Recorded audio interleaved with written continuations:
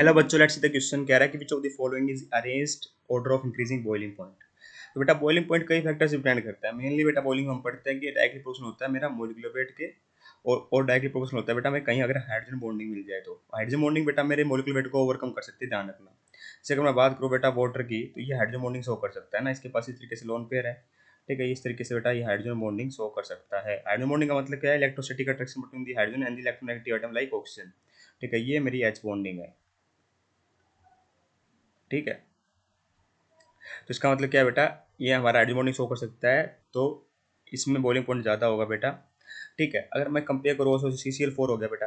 देखिए hydrogen bonding के लिए फ्लोरीन ऑक्सीजन नाइट्रोजन होना जरूरी है, तो यहाँ पे तो है नहीं बेटा, तो ये हाइड्रोजन बॉन्डिंग शो नहीं करेगा।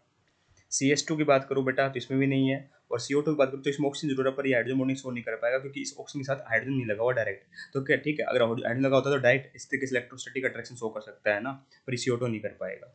अब बात करें इन सब में कैसे कंपेयर करेंगे, तो सबसे ये तो कंफर्म हो गया बेटा, हाइड्रोजन बॉन्डिंग के कारण H2 का सबसे ज़्यादा हो गया हमारा बॉइलिंग पॉइंट। इनमें देखो बेटा मोलिकुलर वेट देख लो डायरेक्ट, तो हमें पता है कि 2 सल्फर है, कार्बन तो कॉमन ही है बेटा। क्लोरीन का सबसे ज़्यादा मास होता है बेटा 35.5, और यहाँ पे चार चार क्लोरीन है, सबसे ज़्यादा CCl4 आ जाएगा बेटा।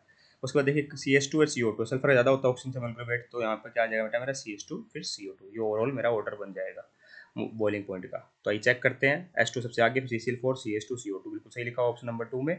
I hope you got the answer, thank you so much.